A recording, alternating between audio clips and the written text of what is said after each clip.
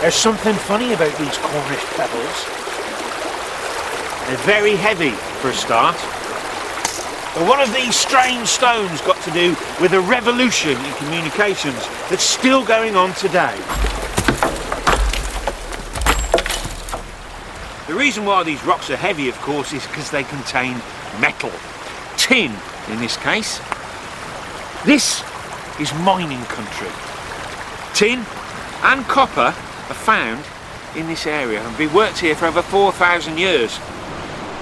The Cornish coast is full of holes, hacked out of the granite by miners desperate to find metal ore.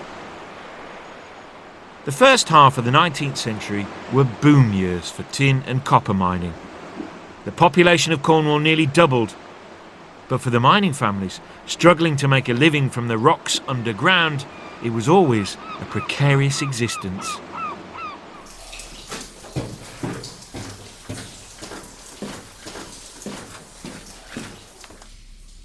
The miners weren't on a regular wage. To make a living, they had to negotiate for pay. The tut workers who sunk the shafts were paid by the fathom, that's 6 feet. They agreed the price according to the nature of the ground, and they had to know what they were doing, because some of the workings lead out under the sea. In the deepest mines, which could go down nearly 2,000 feet, they worked semi-naked in temperatures up to 100 degrees Fahrenheit. In the early days, there were no health and safety rules. After one visit, the writer Wilkie Collins described the hot, moist, sickly vapour floating about us.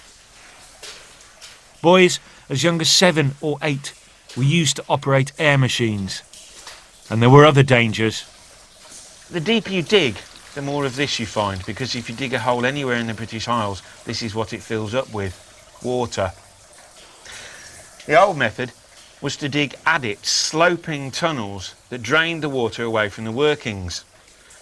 The miners would dig towards the house of water, but it was difficult and dangerous work because you was always in danger of digging into flooded workings and drowning yourself. But once you'd uncovered the new lodes, you had first pick, so it was worth it. These tunnels twist and turn underground, following the tin wherever it was, looking for the lodes.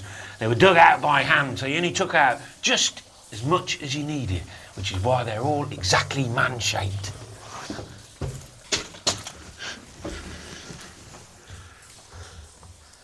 And when you found a lode, just to make it more awkward, it went vertically.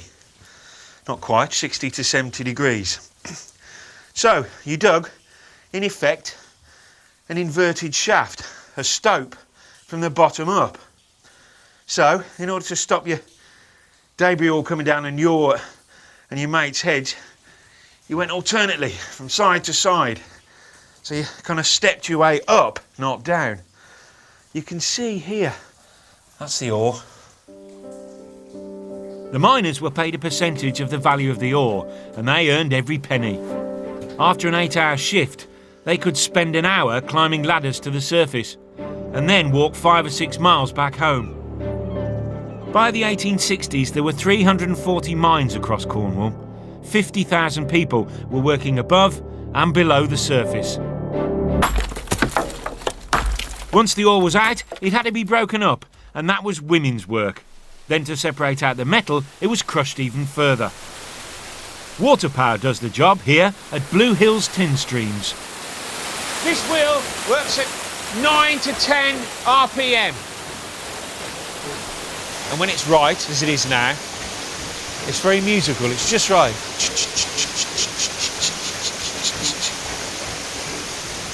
Each one of these buckets holds 16 gallons and there's 36 of them. So that's plenty of torque. And this incredible piece of plant is what the water wheel powers. There's the shaft from the wheel, no gearing, no reduction, just 1-to-1. And these cams lift these stamps, just like a musical box, and it's pretty tuneful in itself. The stamps there act on the ore mixed with water, and in crushing them with the water, they're splashing.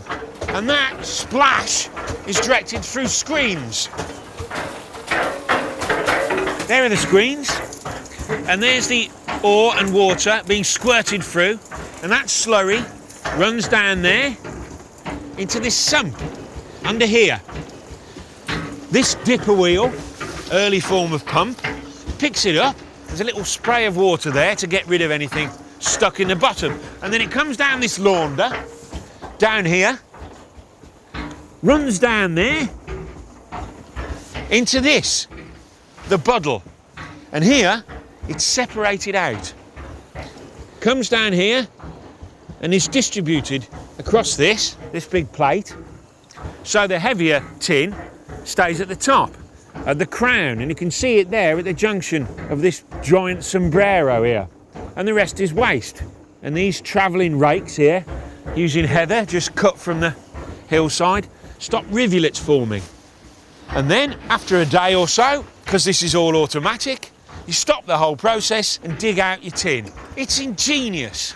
It does the job perfectly. May do it slowly, but it does the job. Nothing's over-engineered because it doesn't need to be. It doesn't move very quickly. It's got bits of chain drive and things made of wood.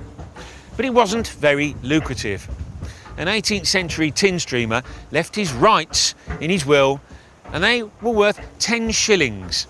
His feather bed, however, was worth £2. The final process takes place here at the furnace.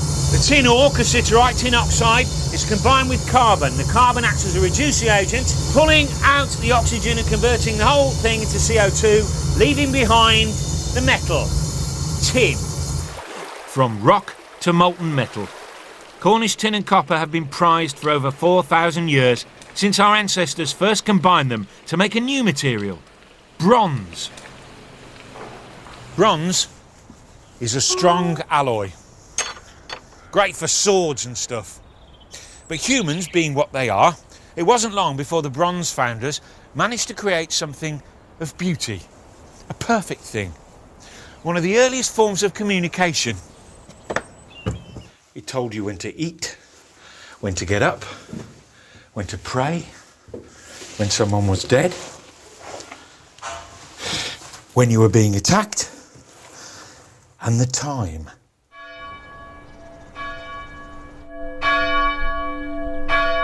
A bell. Tin and copper have been used to make bronze bells for over 1,000 years. Beautiful, aren't they? John Taylor and Company. And this is John Taylor's Bell Foundry, and they're still making bronze bells in the traditional way.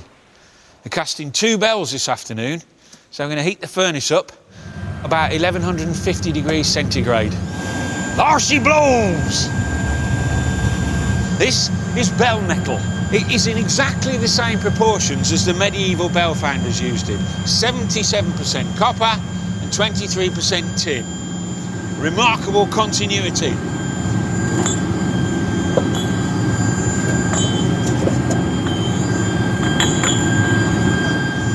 To turn molten metal into a bell, you need a mould that can take the heat without cracking. It's mostly clay, with a few traditional extras. Goat hair and horse manure help to stiffen it up. Then it's buried in the sand. There are 3 distinct and different reasons for burying the moulds. First of all, as you can see, they're different heights, which is no good when you're pouring molten metal. You want an even working surface, you want to pour at the same level. So you bury the bigger ones lower than the smaller ones. Secondly, if anything goes wrong, it's much safer if the mould's buried. If it bursts, for example. And the other reason is that if you bury it, it's insulated, so it cools down much more slowly, and the slower it cools, the better chance you have of making a good bell. Look, a bone, Piltdown man.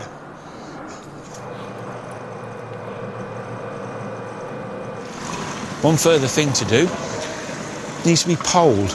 Use a willow pole, stir it around. Now willow contains salicylic acid, which is excellent for headaches. It's also very good for removing hydrogen from bell metal. And also it means there's no nasty chemicals added, so these bells are organic. Once the bell metal is exactly the right temperature, it is poured into the top of the mould. The bronze has to fill up all the gaps between the core and the case. If they leave any gas or air down there, the bell will be ruined. Depending on the size of the bell, it's then left in the sand for 2 or 3 days to cool down very slowly. Time to take the bell out of the mould.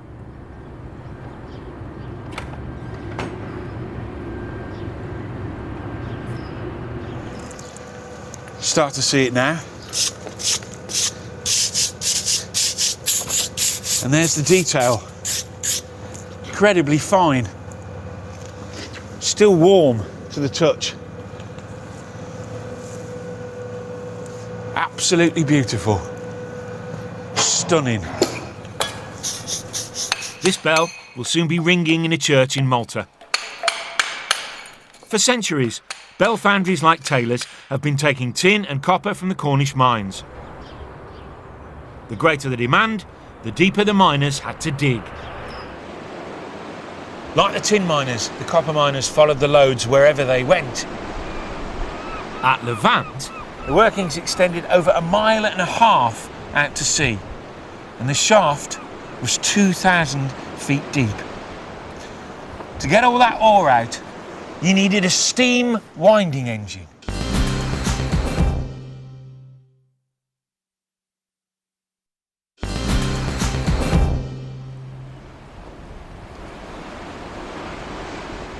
The 19th century boom in Cornish mining was sparked by a power revolution. At its height, there were over 300 steam engines at work, turning this remote and ancient mining community into a world-beating industry. With steam power to pump and haul, the miners could work far deeper underground. Here at the Levant mine, copper was king. In just under 100 years, 130,000 tonnes of copper were won from this mine. This is the main winding shaft, and the lights down there are at 180 feet. Below that level it's now flooded, but the shaft extends a further 1,800 feet below that. There's the shaft in that black conical building, and here are the 2 winding drums. And here's where the engineman sat, controlling the whole operation, with his fire to keep him warm and make his tea. The winding drums were connected to the flywheel, which was driven by the sweep rod, connected to the beam, the bob, which was driven by the piston. It's a small engine by the standards of its manufacturers, Harveys of Hale. The largest engine they made had a cylinder diameter of 12 feet. This little engine was excellent for pulling the ore to the surface. But what about the men? Many of the Levant miners would have come from the town of St Just, which tripled in size during the boom years. Today, these terraces, built by the miners themselves, may look like perfect holiday cottages. But in one mining area, there were 1,500 people squashed into 66 houses like these. There were over 20 tin and copper mines in the immediate area, and new technology was soon being installed at Levant. By the 1850s, the mine was going ever deeper, and the old cliff path was becoming too dangerous. So, a man engine was built to take the miners down. It sounds very technological and exciting. In fact, it was very simple and ultimately fatal. This is the man engine shaft. At the top of the shaft, there was a beam engine. The beam's called the bob, Cornwall. Piston, bob. This end, connected to the top of the bob, were rods, wooden rods, descending all the way down the shaft. The stroke, that's the height the rod moved up and down, connected to the beam, was 12 feet. So, every 12 foot, there was a platform. And on the rod, there were little ledges. So what you did was you stood on your platform and you waited for the rod to rise jumped on for 12 feet, and when you got to the next platform, you jumped off. You then waited for the rod to go down again, and on its next rise, you jumped onto another step. Rose 12 feet and jumped off onto another platform. By 1899, the man engine was working down to 1,600 feet. But in October 1919, the man engine failed. At the top, all the rods crashed down to the shaft. At the time, at the end of the shift, the man engine was carrying 151 men up to the surface. 31 miners died. Doesn't really bear thinking about. Working these mines so close to the sea was always dangerous and only just economically viable. But when the market was good, there were always men ready to risk their lives to win the precious metal. But like so many British ways of life, it was sacrificed in 1986 for a political theory. But you can still sense the atmosphere in these locker rooms. This is now a major industrial process. A long way from the old water wheels, but the basic steps were the same. The ore had to be crushed, sorted and impurities removed.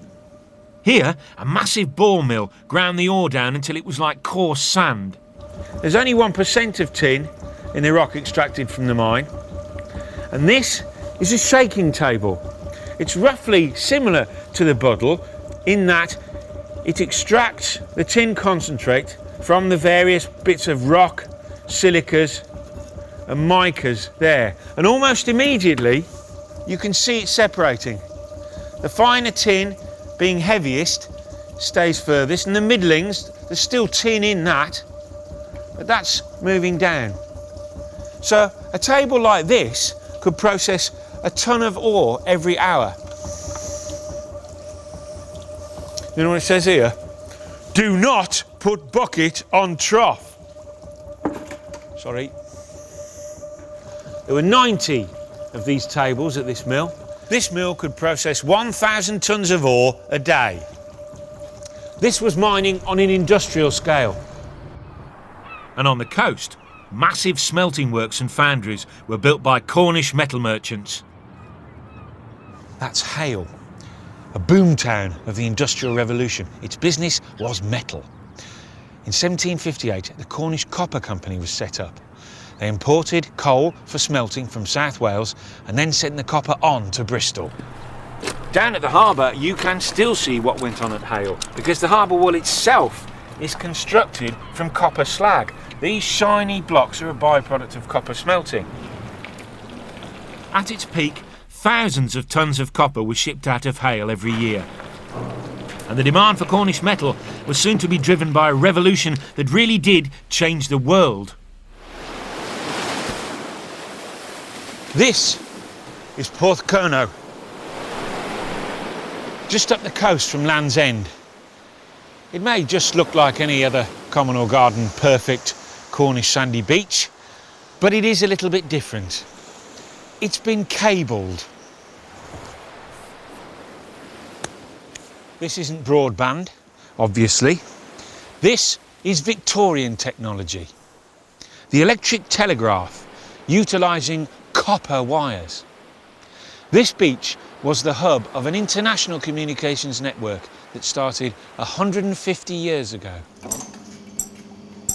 In 1837, William Fothergill Cooke and Professor Charles Wheatstone patented their electric telegraph. Their left-right indicator was in synchronisation with another needle at the other end of the wire. Messages could be literally spelt out. The following year, they had the first machine in practical use on the Great Western Railway.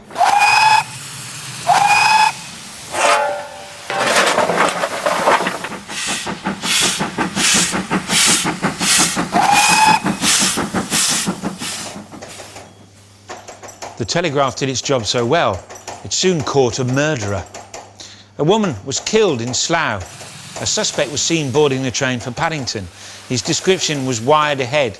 The train was met. He was arrested, tried and executed. The railway telegraphs were a great success. But soon there were much bolder plans in hand, running cables around the world. But that meant they had to go underwater. The first problem was insulation. How do you protect something that travels along the ocean bed? The answer was this, or rather, what it used to be made of. 4. Gutta percha. It's a rubber polymer, but because there's more resin in it, it's harder. So golf balls were made from it, and it was also found very quickly that it was perfect for insulating cables underwater. To survive on the ocean bed, the cable's copper core was protected by gutta percha and then surrounded by a sheath of twisted steel. The Great Eastern was the only ship large enough to take the 7,000 tons of cable needed for the extraordinary achievement of laying the first successful transatlantic telegraph in 1866. After that, the network spread, turning Porthcurno, this remote Cornish beach, into Britain's most important telegraph station. Metal mined in Cornwall formed the core of a communications network that spanned the world. Newfoundland, Brest in France, Gibraltar. This was part of a 25,000-mile link to the Indian port of Bombay. That's 8,000 tons of copper wire for one connection. Good news for the Cornish copper miners. They used to say, if you look down any deep hole anywhere in the world, you'd find a Cornishman at the bottom.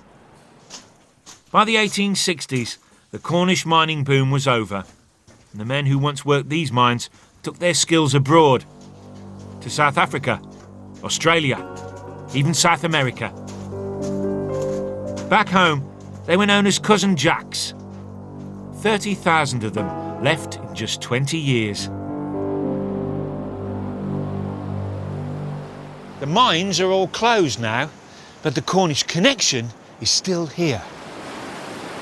Somewhere under the sand here in Porthcurno, the latest fibre optic cable comes ashore.